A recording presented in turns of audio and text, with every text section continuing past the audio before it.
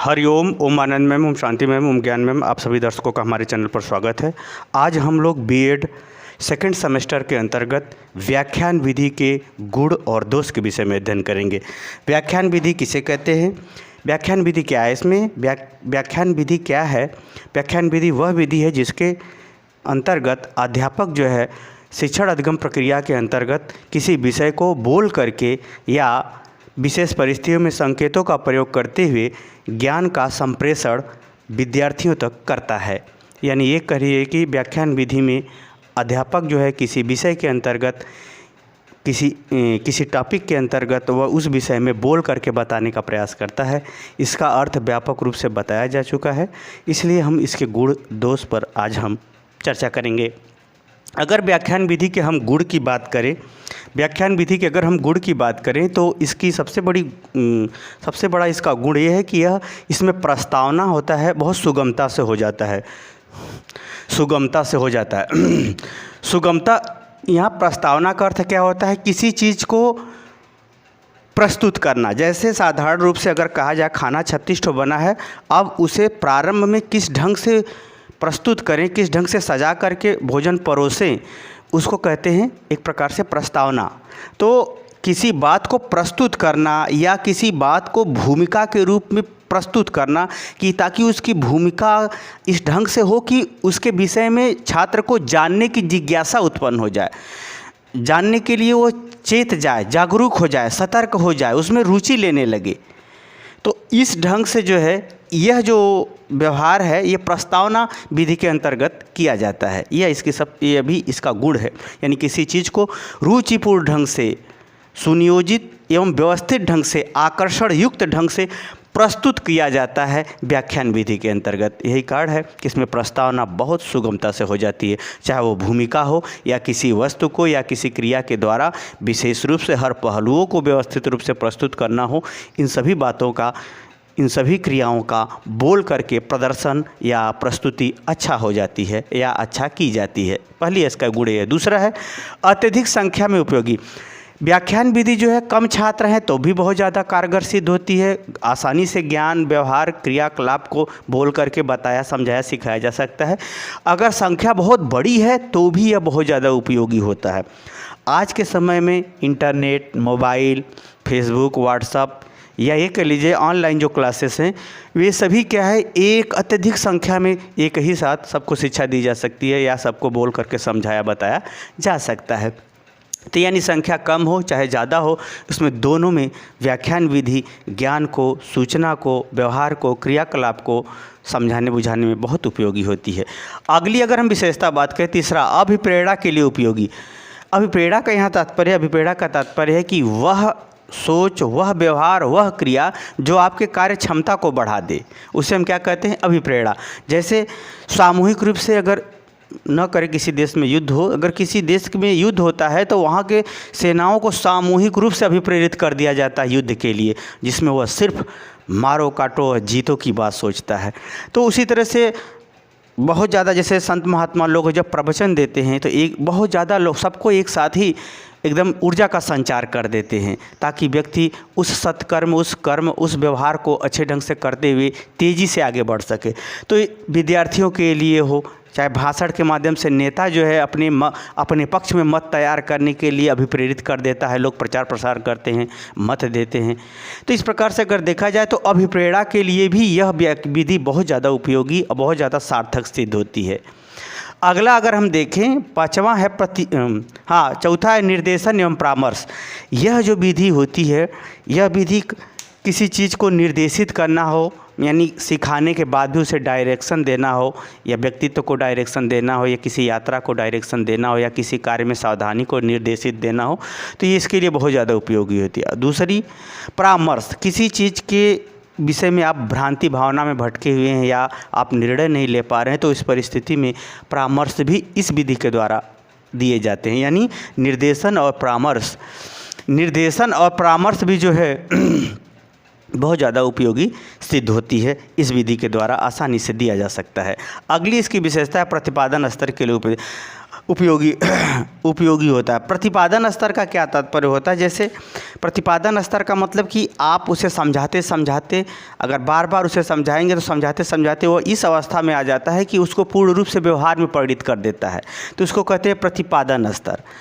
प्रतिपादन स्तर कहते हैं उसे। जैसे आप स्मृति स्तर, जिसमें सारी सूचनाओं को ग्रहण किया जाता है। बोध स्तर, उसके सभी पहलुओं को समझा जाता है। चिंतन स्तर, उन सभी पहलुओं, उन सभी गतिविधियों, उन सभी क्रियाओं को धारण करते हुए उसके आगे की परिवर्तन, इच्छा, आवश्यकता, खोज को बढ़ावा दिया जाता है चिंतन स्तर में।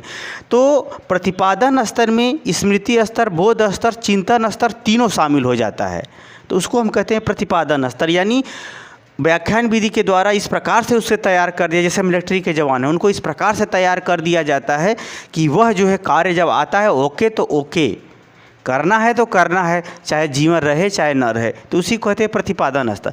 प्रतिपादन स्तर के लिए भी व्याख्यान विधि बहुत ज़्यादा उपयोगी होती है, सार्थक है, आज भी है और आगे भी रहेगी। अगला है सत्संग। इसका सबसे उत्तम स्वरूप होता है सत्संग। सत्संग कहिए, ये कहिए, या बार बार ज्ञान का प्रसारण कहिए।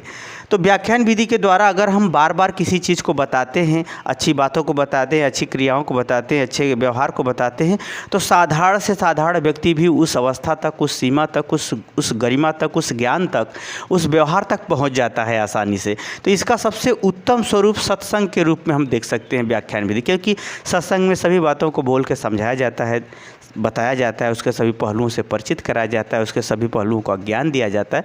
तो इसलिए जो है सबसे उत्तम स्वरूप इसका हम सत्संग के रूप में देख सकते हैं व्याख्यान विधि का। अगला अगर हम देखें तो समस्या समाधान में जनमत। अगर कोई सामूहिक समस्या है तो भी सामूहिक अगर समस्या है, कोई सामाजिक समस्या है, जैसे गरीबी की समस्या, जाति की समस्या, राष्ट्र के एकता की समस्या, या अस्थाई शासन की समस्या, या विकास की समस्या, तो जो समस्या व्यापक स्तर पर है, सामाजिक स्तर पर है या विश्व स्तर पर, उसके संदर्भ में जागरूकता फैलाना, जानकारी देना, सबकी सहमति प्रदान करना, सबका नेतृत्व करना, इन सब बातों के लिए भी यह व्याख्यान विधि क्या होती है, बहुत प्रसिद्ध होती है। यही कारण है कि इस संबंध में बड़े बड़े दार्शनिक, बड़े बड़े समाज सुधारक हुए हैं, होते रहेंगे, होंगे भी। तो इसका कहने का तात्पर्य है कि समस्या समाधान के लिए व्यापक स्तर पर भी यह विधि काफ़ी उपयोगी है, काफ़ी सार्थक है। अगला देखते हैं 8वां, व्यक्तिगत रूप से भी समाधान। यदि हम किसी समस्या का समाधान व्यक्तिगत रूप से चाहते हैं कि मेरे अंदर क्या कमी है कि मेरा विकास नहीं हुआ, तो भी इसके माध्यम से समझाया जा सकता है, बताया जा सकता है, कमियों से परिचित कराया जा सकता है, और अच्छाइयों को परिचित कराते हुए उसके विकास करने वाले पहलुओं को भी आपको समझाया, बताया जा सकता है। तो इस प्रकार से यह व्यक्तिगत रूप से भी सार्थक। अगला है जिज्ञासा और स्वाध्याय के लिए। जैसे प्रस्तावना व्याख्यान विधि के अंतर, जैसे कोई नई चीज़ आप सुनने में आई तो तुरंत उसके विषय में जानने की जिज्ञासा उत्पन्न हो जाएगी, और यदि व्याख्यान के संग संग आप कोई अच्छी चीज़ जानते हो तो दोबारा सुनने के लिए उस विषय को पढ़ने की भी रुचि उत्पन्न हो जाती है, या देखने की भी रुचि उत्पन्न हो जाती है। यानी इस विधि के अंतर्गत छात्रों में जिज्ञासा उत्पन्न करते हुए ज्ञान में वृद्धि करने की संभावना बढ़ जाती है या होती है। साथ ही उनको स्वाध्याय स्वयं से भी उस विषय को जानने की ज़रूरत हो। जैसे अगर कोई कहा जाए कि महिलाओं के लिए कृष्ण भगवान ने सब कुछ दिया, जो इनकी इच्छा थी सारी इच्छाएं पूरी कर दी भगवान कृष्ण ने। अब किसी के अंदर ये इच्छा उत्पन्न हो जाए कि वास्तव में जब ये बात सत्य है तो ये कैसे हुआ, तो भागवत पढ़ना शुरू करेगा, गीता जी पढ़ना शुरू करेगा, कृष्ण भगवान के जीवन चरित्र को पढ़ना शुरू करेगा। यानी एक तरफ तो जिज्ञासा उत्पन्न हुई, दूसरी तरफ स्वाध्याय। ये क्यों हुई? क्योंकि व्याख्यान के माध्यम से, किसी के बोली के माध्यम से आपने ये बात सुना है, और उसको विशेष रूप से जानने के लिए, उसे सिद्ध करने के लिए, या उसे अपने द्वारा स्वयं अनुभूति करने के लिए कि कृष्ण भगवान ने किस प्रकार महिलाओं की सारी इच्छाएं पूरी की, आप उसे पढ़ने के लिए प्रेरित हो जाएंगे। इस प्रकार से व्याख्यान विधि जिज्ञासा और स्वाध्याय दोनों को ही बहुत आगे बढ़ाती है, बहुत कुछ दे के जाती है। वास्तव में व्याख्यान विधि एक भाषा और एक गरिमा, इन दोनों की स्थितियों को इस प्रकार से प्रस्तुत करती है जिससे व्यक्ति ज़्यादा से ज़्यादा समझ सके, जान सके, पहचान सके, उसको अपने आवश्यकता अनुसार उपयोग कर सके, और उसमें अपने लिए विशेष स्थान या अपने लिए विशेष योग्यता क्षमता का मापदंड आत्मचिंतन के द्वारा समझ सके। ये सब बातों का उसमें व्याख्यान विधि के अंतर्गत आती है समझ में, समझाने में, बताने में। आगे चलते हैं, अगर इसकी हम दोष की बात करें तो इस विधि के कुछ दोष भी हैं। जो दोष तो हैं, लेकिन यह दोष कहाँ तक किसके लिए होगा, किसके लिए नहीं होगा, कहाँ तक सार्थक होगा, कहाँ तक नहीं, ये अलग अलग और व्यक्तिगत रूप से ही देखा जा सकता है। फिर भी सार्वजनिक रूप से तो कुछ विशेष नहीं कहा जा सकता है, फिर भी देखते हैं इसको। दोष अगर देखा जाए तो विद्यार्थी गौण रूप में होता है।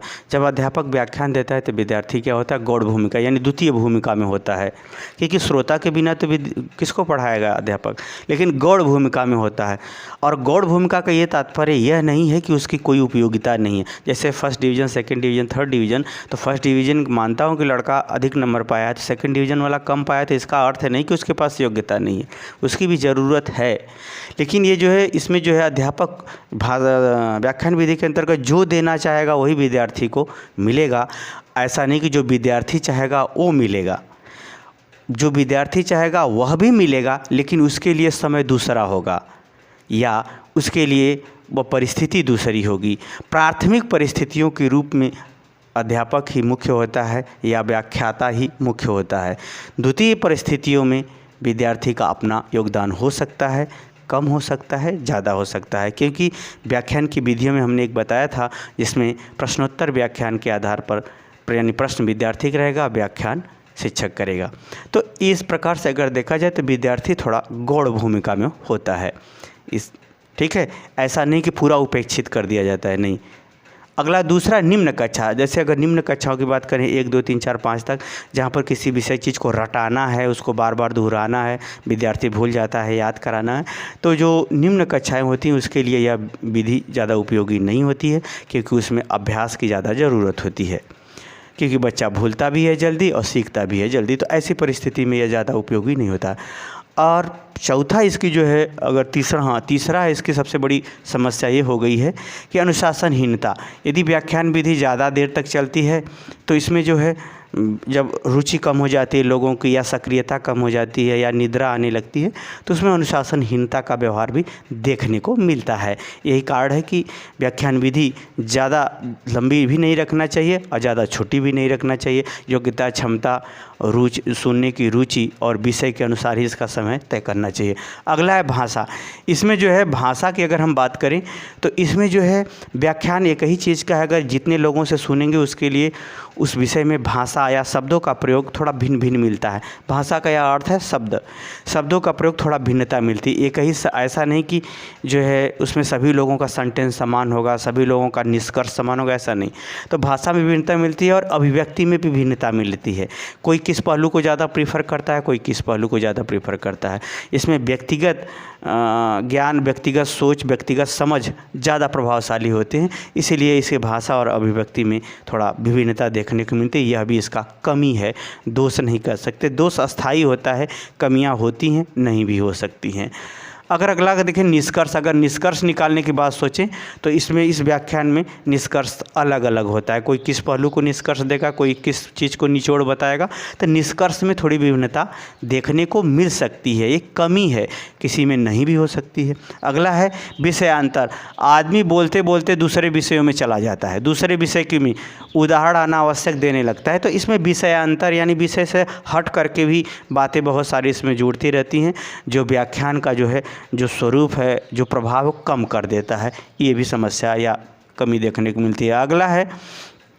अगला है वर्चस्व। इसमें क्या होता है, जो ज्ञानी लोग होते हैं उसमें अपने वर्चस्व की बात करते हैं, अपने वर्चस्व को ज़्यादा प्रीफर करते हैं, अपने ज्ञान को ही सर्वोपरि सिद्ध करते हैं।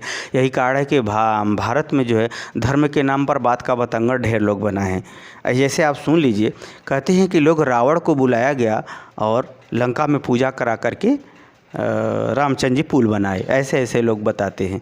बताइए, जिसको मारने के लिए भगवान राम संकल्प लिए हैं, भगवान राम आकाश मार्ग से कभी गए ही नहीं और रावण को लेने, हनुमान जी कभी गए ही नहीं।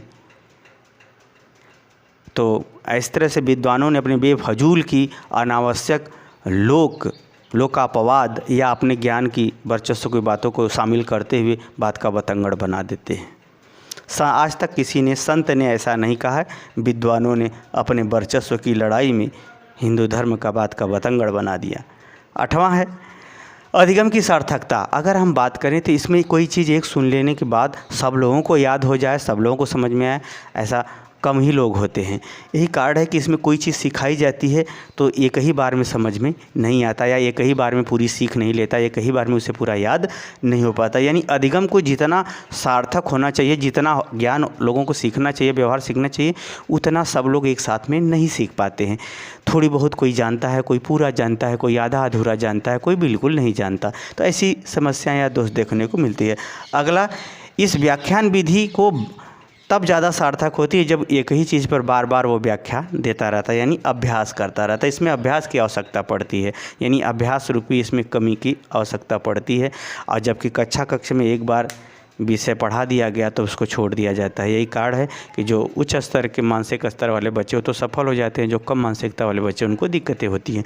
तो यानी इसमें अभ्यास की ज़रूरत पड़ती है या अभ्यास की कमी पाई जाती है, क्योंकि शिक्षण अधिगम व्यवस्था के अंतर्गत पाठ्यक्रम को एक निश्चित समय पर पूरा करना होता है। तो यानी अभ्यास की कमी के कारण से भी अधिगम बाधित होता है, और अधिगम एक ही बार में हो ऐसा आवश्यक नहीं होता है। इस प्रकार से कमियां देखने को मिलती है। फिर भी व्याख्यान विधि बहुत उपयोगी, बहुत सार्थक, बहुत ज़रूरी विधि है, जिसके आधार पर कम से कम समय में ज़्यादा से ज़्यादा बातों के प्रति जिज्ञासा, जानकारी, स्वभाव और सतर्कता, व्यवहार परिवर्तन आसानी से किए जा सकते हैं। मुझे उम्मीद है कि व्याख्यान विधि के गुण और दोष को समझ गए होंगे। समझ गए हैं तो कमेंट बॉक्स में ज़रूर बताइए। साथ ही मेरे चैनल को लाइक शेयर सब्सक्राइब भी कीजिए। हरिओम।